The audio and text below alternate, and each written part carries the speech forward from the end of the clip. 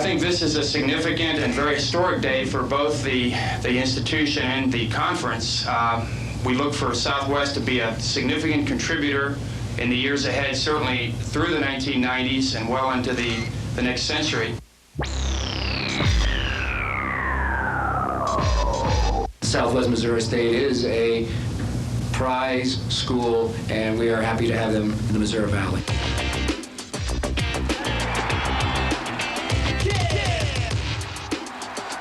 We know we're not going to jump in and dominate everything, but I'll tell you what, we're going to try to dominate everything the very first year. Again, on behalf of the university and its many friends, we accept the invitation to become a member of the Missouri Valley. Look forward to working with all of you to making it the very best that we can.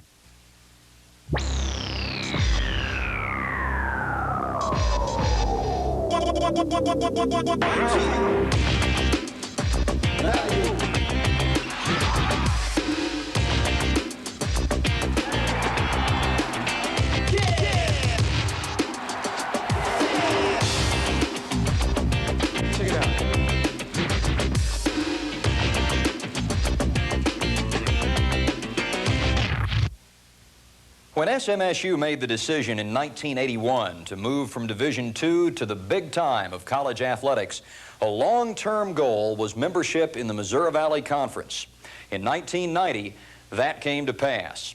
Aligning itself with other large Midwestern universities, SMSU was entering a tradition-laden league in basketball with NIT championships and Final Four appearances and players like Oscar Robertson and Larry Bird, Xavier McDaniel and Paul Silas. It would be a brave new world, but the Bears entered with their eyes wide open and with great determination to succeed. The Bears started the season at the University of Hawaii Tip-Off Tournament. In the opener, they defeated Northeast Louisiana 82-73. Then they squared off against the homestanding Hawaii Rainbows. The Bears lost in a physical contest 86-83 and headed home with a split. And welcome now to Basketball Mania Ozark style. We're in Springfield, Missouri. Back home to the Temple of Doom for the home opener against old Mid-Continent Conference rival and future Missouri Valley Conference opponent Northern Iowa. When the Bears last met, UNI had scored an upset win on their home floor on a last-second Hail Mary in the AMQ tournament. But the Bears would have their revenge. The Bears held UNI to just 38% shooting, and playing basically 6 men the whole game, SMSU won 67-58 in a game that wasn't that close. That brought in the Colorado Buffaloes to town for the first ever meeting with SMS. Darrell Reed led the Bears as they jumped out to a commanding lead midway through the first half. But the Buffs would come back strong. Their inside-outside combination of Sean Vandiver and Stevie Wise, the top 2 scorers in the Big 8, would prove impossible to stop, and Colorado went away with the victory. After a 10-point road win at Tennessee State, the Bears returned to Hammonds to host the Pizza Hut Classic. SMS blew out Prairie View 100-47. 4 players had career-high games, led by senior Lovelace Redmond's 20 points. The inside combination of David Brewer and Abdul Muhammad had 19 and 18, and freshman Mark Brown chipped in with 10. That game did not serve to prepare the Bears for the following night. In the championship game against a North Carolina A&T club that had been to the NCAA tournament 7 of the previous 8 years and coached by old Division II rival Don Corbett, SMS encountered a disciplined, patient, defensive-minded team, the hallmark of the Bears' own success. And A&T made off with the title in a 55-52 shocker. Then came a trip to Kansas City and Venerable Municipal Auditorium to face the UMKC Kangaroos, still relative newcomers to Division I. For a half, the Bears struggled against UMKC's young athletes. But down the stretch, the dynamic duo took over, Bernard and Reed combining for 36 of the Bears' 65 points in a 65-51 decision over the in-state rival. The team's record stood at 5-3, entering one of the biggest games of the year. the Bears' first ever Missouri Valley Conference game. The Roundhouse in Wichita, Kansas. SMSU had renewed its rivalry on a non-conference basis with Wichita State in recent years, with the home team winning each of the 4 games. SMS trailed 27-24 at halftime in a game that was tied 9 times and saw 19 lead changes. The Bears rallied from a 54-50 deficit to force a tie at the end of regulation. In overtime, the Bears had what it took in what would be the first of many down-to-the-wire games in which they would be involved. Bernard made one of the biggest plays of the season. Mendelssohn loses the rebound, but the loose ball run down in the corner by Wiggins, who saves it to Jordan. Half-court pass intercepted by Andre Rigsby. Bears 3-on-2 in forecourt. Arnold shakes and bakes, takes it all the way. Dish off. Muhammad banks it in. Muhammad banks it in. Bears lead by 1 with 1:43 to go. Full credit to Andre Rigsby, a junior college transfer forced to play out of position in the first semester for starting that play.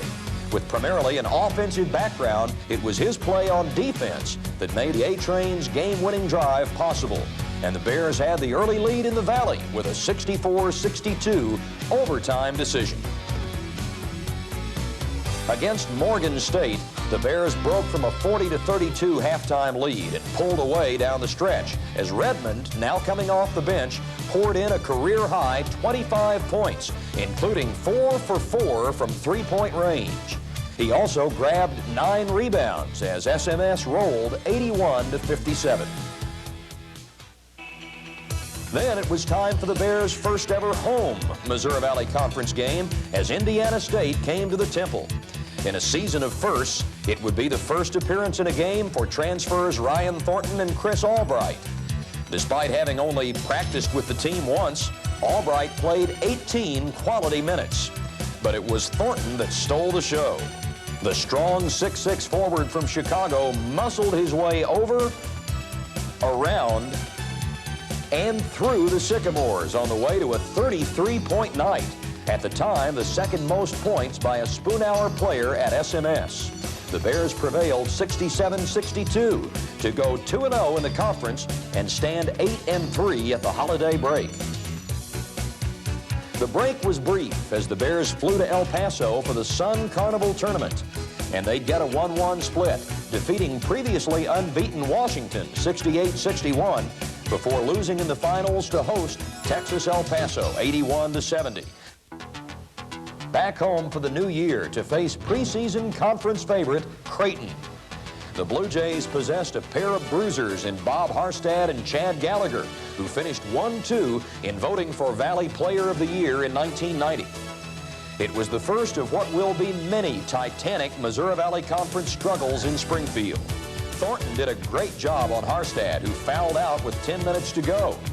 But the 6'10" Gallagher had his way inside and poured home 27 points.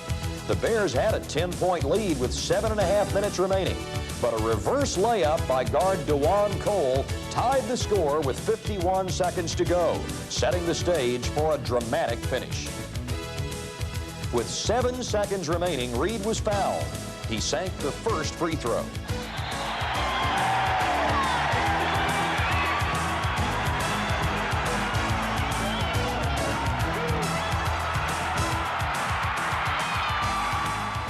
The Bears had survived 72-71 and made an early statement that they would be a player in the conference race as a first-year member of the league.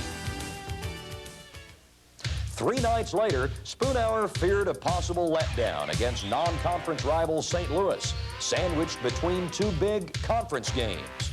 But no, the severity of the beating the Bears dealt the Billikens was stunning.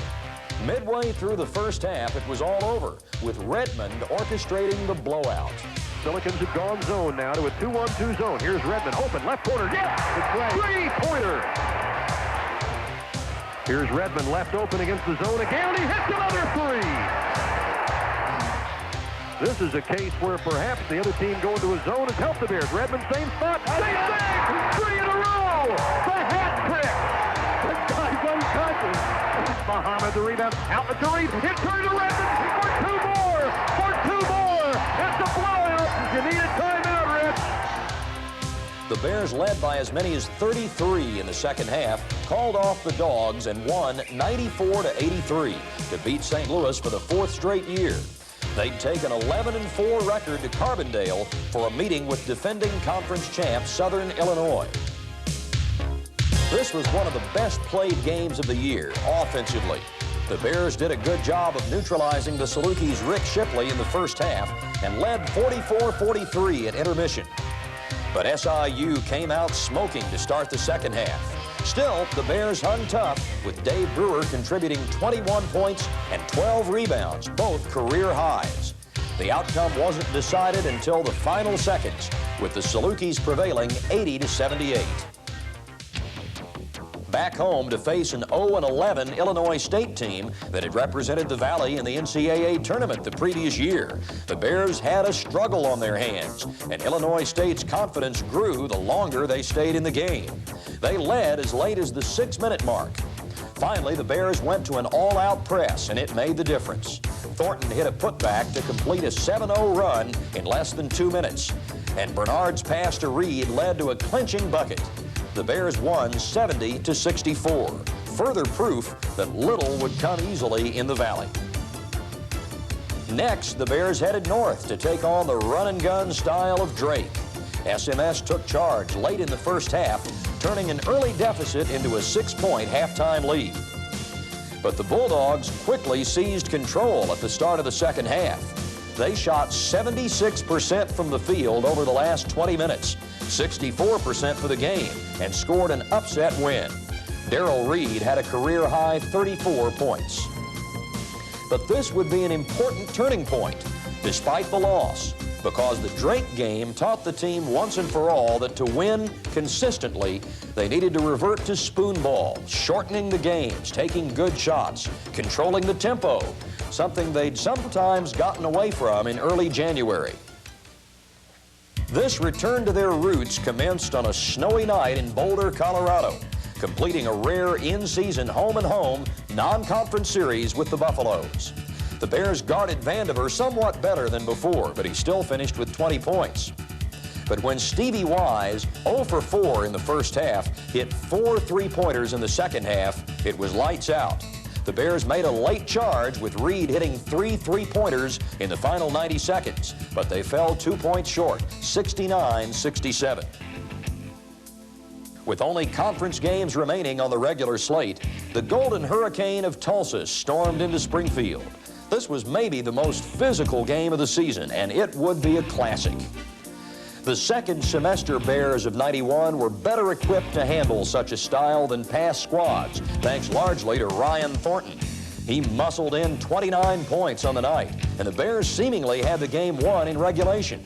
They did, except for an incredible shot thrown in by TU freshman Kelly Wells that sent the game into overtime. There, the Bears prevailed, holding off Tulsa for a 72-70 victory that took them to 5-2 in the conference. In the decades since the conference took in Illinois State, only one team, Nolan Richardson's 1985 Tulsa club, had gone 2-0 through Illinois State and Bradley. SMS took the first step on a Saturday morning. The previously winless Illinois State Redbirds had ripped off 3 straight wins. But the early hours seemed to agree with the Bears, and they were in sync from the start, stifling State into 37% shooting while forcing 20 turnovers. A-Train blew past everyone for a layup to end the first half scoring, with SMSU up by 9. Then a 6-point run midway through the second half put the game away. Thornton scored a fast break bucket, and Brewer with a putback. The Bears won 58-46 and completed the sweep 2 nights later with a 2-point decision in Peoria.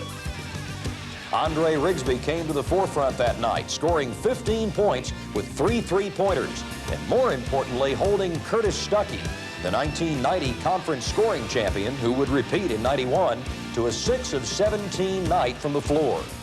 Still, it was a nail-biter throughout. The Bears trailed with 2 minutes to go before rallying into the lead. And then they weathered a barrage of Bradley threes in the last seconds to hold on 62-60. The sweep gave SMSU a 7-2 Valley record, and coupled with Southern Illinois' home loss that night to Creighton, put the Bears alone in first place. Back to Hammonds for another Saturday morning game, and the Wichita State Shockers were the unfortunate victims. The Shockers had lost their leading scorer, John Cooper, for the season. They had continued to play surprisingly well, but they were never in this contest. The Bears held them to an incredible 12 points in the first half, while scoring 28 themselves. Working the clock to perfection, they orchestrated a memorable play as time ran out in the first half. The step in front of center court. Now down to 6 seconds. He moves it gradually to the head of the key. Flips it behind the back. Reed from 3. Yes! Yes! Reed hits the 3 at the buzzer. After intermission, there was no let-up. The score mounted to 41-18 when the train took it to the hoop. The Bears routed Wichita 63-38, only their second conference game decided by more than 6 points. Southern Illinois was next, and the early conference contenders had fallen back to third place in the standings from inability to win on the road. But you wouldn't have known it from their first half play. They went in leading 34-33. Freshman guard Chris Lowry was the key, actually outplaying the senior Bernard for a half. But you knew that it wouldn't last. On the way to becoming easily the most prolific free throw shooter for a 2-year career in SMS history, Reed made 12 of 13 at the line, and Bernard finished with 9 assists on his way to capturing the league championship in that category by a wide margin. The Bears whipped the Salukis 79-70 for their 5th straight win and now stood 9-2 in the Valley. The Bears took their 1-game lead to Creighton and would virtually assure themselves the conference championship with a win.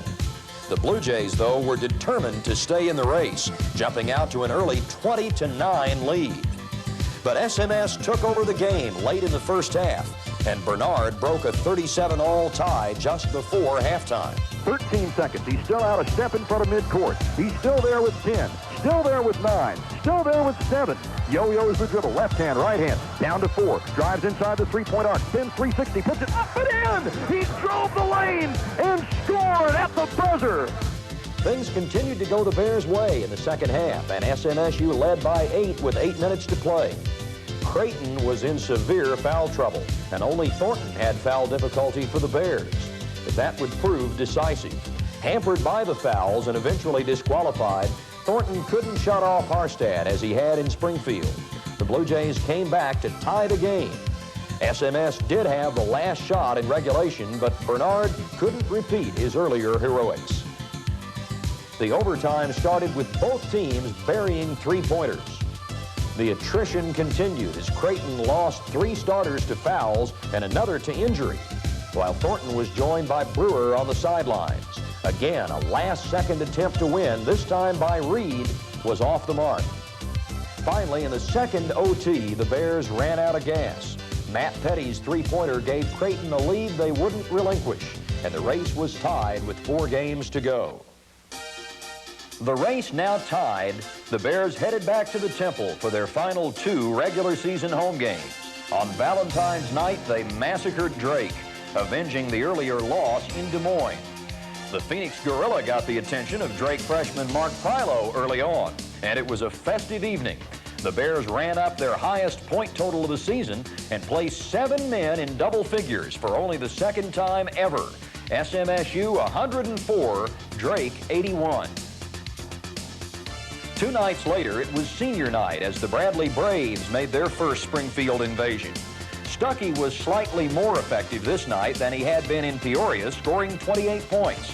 And though the Bears led from wire to wire, it was just a 6-point game with 4 minutes to go. But the A-Train did what had to be done, bouncing home a 3 and then feeding Reed for a driving layup. The Bears outscored Bradley 8-1 in the last 4 minutes to win 73-60 before the largest home crowd of the season, 9,071. A Creighton loss at Tulsa left the Bears needing to win only one of their last 2 games to take the Valley Championship, but both would be on the road, and the first test was Tulsa. The teams had waged war for 45 minutes at Hammonds the previous month, and this game would be no less punishing. SMSU jumped out to an 11-2 lead and never trailed in the first half. But the Hurricane pulled back into a 30-30 tie, and the game was deadlocked at 43 when Andre Rigsby drained a three-point jumper. The Bears, though, would be stuck on 43 for 6 minutes, while Tulsa built an 8-point lead. It was an uphill battle the rest of the way, and while some late Tulsa turnovers gave the visitors a fighting chance, the Hurricanes' 5 senior starters in their final home appearance had just enough to hold on for a 68-64 decision. The regular season finale would be similarly disappointing. Playing in Terre Haute against the red-hot Indiana State club, the Bears fell 70-59 despite Bernard's 20 points. The Sycamores were playing their best ball in February and drew their largest home crowd in 11 years since the year after Larry Bird's Final Four team. They shot 59% for the game, and Creighton's 1-point win at Wichita State 2 nights later meant second place for the Bears in their first season of Missouri Valley membership and a final league record of 11-5. A 2-game losing streak was not the manner in which Charlie Spoonhour would have preferred his team enter the Pepsi Missouri Valley Conference Tournament in St. Louis. But they attacked the task with renewed determination, buoyed by several thousand SMS fans, alumni, and students who took over ancient Kiel Auditorium to cheer them on. Then, on Saturday, March 2nd, the Bears tore into Bradley, holding Stuckey to 5 of 24 shooting. Thanks to the defense of Rigsby and Redmond, the Bears completed a 3-game season sweep of the Braves with a 68-49 victory. Reed had 15 points, and David Brewer gave a taste of things to come with a 13-point outing. The win put SMS at 20 victories, making them the first Division I team in the state of Missouri to ever string together 6 consecutive 20-win seasons. It also put them into the semifinal round, which would match the league's 4 heavyweights, Creighton versus Southern Illinois and SMSU versus Tulsa. The game was everything a championship should be, akin to the Bears' old Mid-Continent Conference battles with Cleveland State. Indeed, Tulsa bore many resemblances to the Vikings of old. Not a high-percentage shooting team, but physical, battlers on the boards. Tulsa's 7-footer Alan Thompson had some moments in the first half, which ended with the Bears leading by 4 points. But SMSU threatened to blow the Hurricane back down I-44 in the second half, opening up a 16-point lead at 50-34. At that point, TU senior guard Reggie Shields and his running mate Marcel Gordon reached deep and led a spirited comeback, which Bernard did his best to stave off. Reed had been almost completely shut down by Valley Defensive Player of the Year Michael Scott, but Darrell's 3-pointer in the final 2 minutes not only made him SMSU's all-time 3-point shooting leader, but gave the Bears a 64-62 lead, which lasted about 5 seconds. Tulsa would run off 5 straight points, and leading 69-66 with 16 seconds to go, appeared headed for the finals, when A-Train just wouldn't let that happen. They are pounding the win home with every free throw.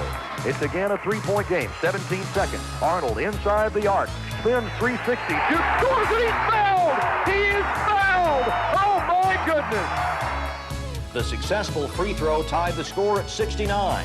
The Bears would still have to weather a last-second Tulsa shot, then got a miracle heave from Reed, half court. But, as emphatically indicated by referee Ed Hightower, it was after time had expired.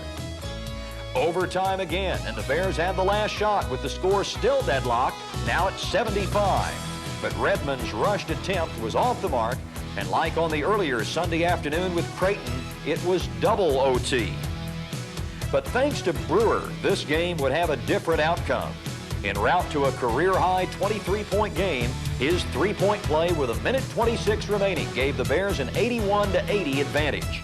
And equally big was his subsequent rebound, cradling the rock, knowing the possession arrow favored SMSU. One free throw made it 82-80, and the Bears had won a draining 50-minute struggle to advance to the nationally televised finals against Creighton. Part of championship week on ESPN with the automatic NCAA bid on the line, and the Bears suffered through some early jitters, but still took a 5-point lead midway through the first half. They were holding the Blue Jays' Twin Towers reasonably in check, but struggling offensively themselves against a tough zone. Creighton opened up a 5-point halftime lead. And then, SMSU never got started in the second half, despite the backing of upwards of 4,000 maroon and white clad fans on the final night at Kiel, a building in which the Bears had never lost. That would end as the Creighton guards, Latrell Reitzel and DeJuan Cole, played well down the stretch, and the Bears found a lid on the basket no matter what they ran on offense. The victory was Creighton's 15th in its last 16 games and put them in the NCAA while leaving the Bears waiting and hoping. A 16-point loss, I told the players, a 16-point loss scares me.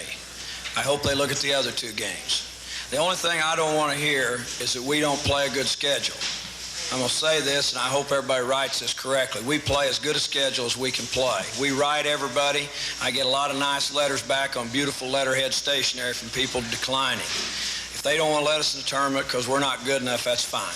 But don't say it's because we don't play anybody, because we try to play people. So I don't want to hear that. The Bears' postseason destination for 1991 would be the NIT, making 6 straight years that SMSU had appeared in postseason play. Their first-round opponent at home was the champion of the Mid-Eastern Athletic Conference, Coppin State, whose coach Ron Mitchell shared a common background with Spoonhour, a highly successful junior college coach before taking over a Division I program. The Eagles proved a stern test as their patient half-court offense and 2-3 zone defense shortened the game and made every possession important. Early in the second half, Coppin State led by 4 points, and Bernard, under the weather with the flu, was far less than full strength. But down the stretch, the A-Train answered the challenge, making the key plays. He finished with 13 points, and the Bears pulled away to a 57-47 victory, their 22nd of the season. By the end of the weekend, only 32 Division I teams would still be playing, and SMSU was one of them. So was conference rival Southern Illinois, and the Salukis were paired with the Bears in the second round, also at Hammond Student Center. The teams had split 2 regular season meetings, and like both of them, this would prove to be an entertaining game. The Bears led at halftime 33-31, with most of the Salukis' damage being done by forward Kelvin Lawrence. Brewer would again perform very well against SIU with 19 points. With 8 minutes left in the game, SMS owned an 8-point lead. But quickly that lead was gone. Bernard became hobbled with a foot injury. And soon thereafter, Reed fouled out just after surpassing 1,100 points on his career. Big Saluki center Ashraf Amaya came to life in the closing moments, and the Bears found themselves on a short end of a 72-69 score, ending their season at 22-12. It was the final game for 5 seniors. Lovelace Redmond, who came to SMS known as a shooter and became a fine defensive player, still capable of the occasional big offensive night.